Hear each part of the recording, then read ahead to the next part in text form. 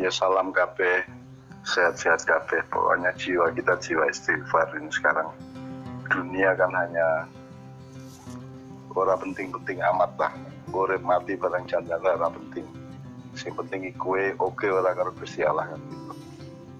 Maka itu tidak ada di dalam peradaban kita sekarang, tidak ada. Semua kan tidak semua kan ngurusin stasiun dan pasar kaget saja, tapi tidak mengurusi sangkan paran, tidak mengurusi nasib yang sebenarnya dari makhluk Tuhan. Jadi nek soal-soal begitu saya sangat awam sebenarnya. Paling pertanyaannya, kita ukur benar sekarang tingkat kehancuran yang ditimbulkan oleh corona ini sampai seberapa? Apa sampai koyo zaman Nabi Hud, sehingga kemudian yang tersisa hanya sedikit orang, terus dimik-dimik meneh, sinau meneh, tani meneh, sina'ah karo wirosah karo dijaro sinau meneh, atau seperti Nabi Nuh tersisa hanya beberapa ratus orang terus nyebar ke dunia dan membangun kembali dari tahap atau taraf yang paling tradisional, yang paling alamiah. Kita akan sampai ke situ ataukah kita tidak sampai ke situ nanti kehancurannya dan kebutuhan untuk keseimbangan baru itu. Karena janjane nek kudune nek ndelok le pintere wong saiki, hebate pemerintah, teknologi, dokter, farmasi dan semuanya itu kudune kan tidak terlalu sukar untuk melawan corona ini. Kudune kan itu kan soal wis ngerti kok corona piye, masa inkubasi ini sepiro, cara penyebarannya piye kan wis sudah ngerti kabeh. Antisipasi menuju keseimbangan baru tadi itu ya hanya bisa kita lakukan di kalangan mainnya saja, intensifnya. Ya aku iki ngenyang ben orang nganti banget le hancur kan ngono kan. Ngenyang supaya yang Sabra mungkin tidak setuju karena kan kalau view saya kan view keajaiban. Keajaiban itu artinya keajaiban sesuatu yang kita belum tahu dan sesuatu yang kita tidak bisa. Tetapi kan kita sangat akrab dengan itu sehari-hari dalam kehidupan kita, sejak jadi janin sampai lahir bayi sampai jadi wong gede kan kita akrab dengan yang disebut keajaiban itu. Nah, keajaiban itu gaib lah, alam gaib ya. Alam gaib itu kan sebenarnya kan bukan memedi, bukan lelembut, bukan virus, bukan. Alam gaib itu adalah segala sesuatu yang tidak kita ketahui secara tepat, sehingga kita juga tidak bersikap atau mengantisipasi secara tepat juga. Jadi mungkin bagianku pancen yo mengenyang iki yo saele-ele menungsa iki sing apike juga, apa meneh wong Indonesia apik-apik kabeh. Tak hitung Allahu Akbar sedina iki ping 5 miliar sa Indonesia luwe. Ya mosok Gusti Allah ora nulungi kan gitu.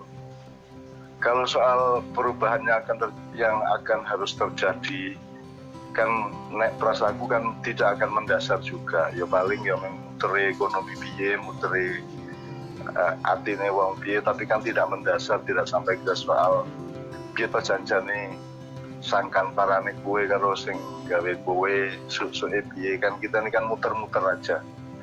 Jadi dari peradaban mau Renaissance, mau pasca Hud, pasca Lut, pasca Soleh, Nabi Su'eb, kan kita muter-muter aja manusia itu dari kekonyolan ke kemanjaan ke gumunan saat itu kan gumunannya kan sampai gumunannya kan terus-menerus juga.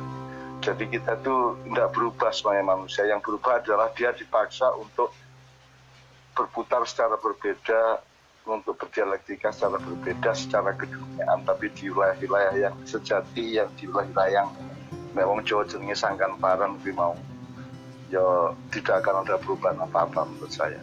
Mau Itali habis 50% penduduknya gunung jeblok, wong bujuk lanang wedok turu isih tetep dadi isih tetep ketok nganti saiki di museum di Itali sana karena gunung meledos mendadak itu diturute.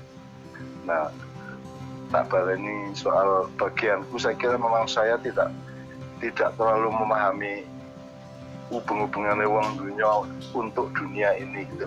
Aku memang bagian delok kemungkinan iki sepira to iki lah nek adab Allah ayo dudu to iki menungso dhewe sing pancen sembrono kan gitu. Semua tulisan saya kan juga tidak populer dan tidak relevan terhadap urusan corona sekarang. Saya hanya ngancani jamaah-jamaah ben ngepake awake dalam keadaan kayak ngene iki iso luwih akurat terhadap nasibnya hari ini dan besok. Karena urip mati itu kan teknis, itu kan cuman soal ruang waktu saja dan soal transformasi aja. Meskipun tidak lantas kita bisa ngomong ke publik bahwa orang penting kok urip apa mati ya iso. Tapi kan ada dimensi itu, ada cara berpikir yang seperti itu. Bahwa saja iki sing penting gue iki ora dinusane Gusti Allah. Kemudian hal-hal yang menyangkut teknis penanganan corona, menurut saya memang di situ teruji kepemimpinan bangsa kita ini. Jadi nek saya itu pokoknya gini, satu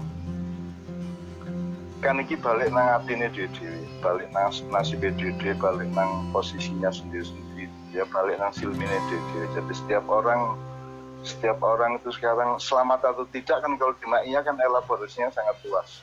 Apa sing kena ki ora selamat, ya sing ora kena ki selamat lah ya ora iso. Kan gitu. Jadi ya apakah yang mati itu tidak selamat, yang hidup itu selamat kan juga relatif. Karena keselamatan yang sejati adalah orang di perkara karo Gusti Allah. Nah sekarang perkara karo Gusti Allah sing kepriye kan sing untuk Gusti Allah, sehingga itu yang disebut qada dan qadar, rukun Islam ke-6 itu. Artinya kita harus siap mental untuk menerima ketetapan Tuhan apapun saja bentuknya kan gitu. Dan bentuknya bukan kita yang meregulasi, bukan kita yang menentukan, tapi Allah yang menentukan.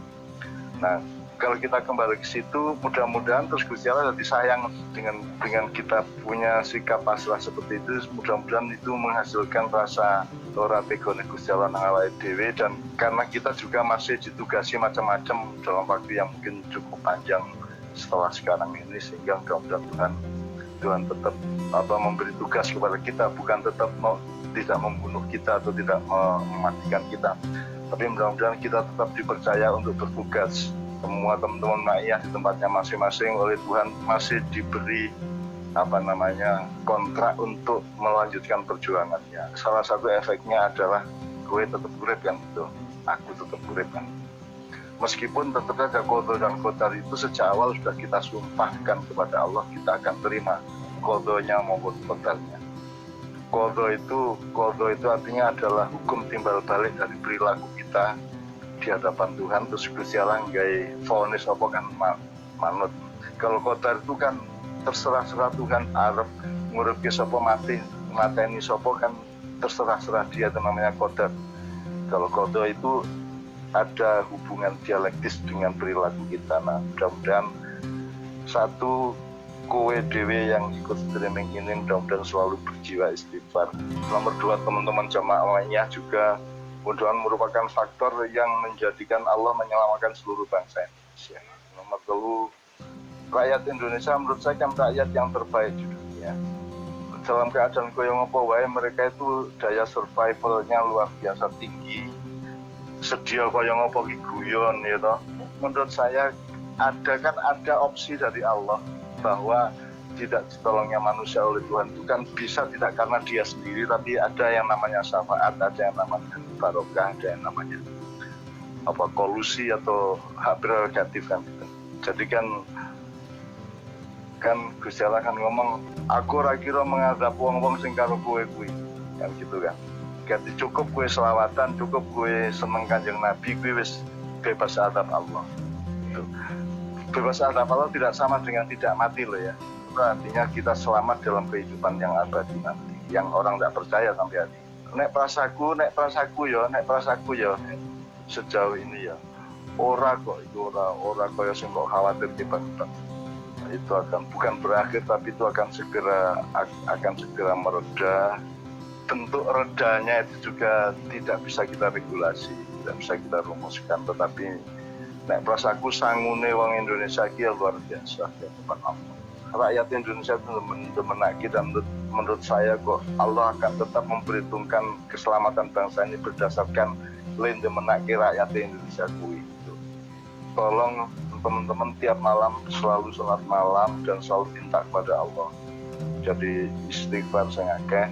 Nek kesuwen astagfirullahaladzim, astagfirullah tok wae. Astagfirullah. Oke. Terus ya dia mungkin jaluk petunjuk dan selalu ninteni ngimpimu apa. Nanti ada simbolisme di situ.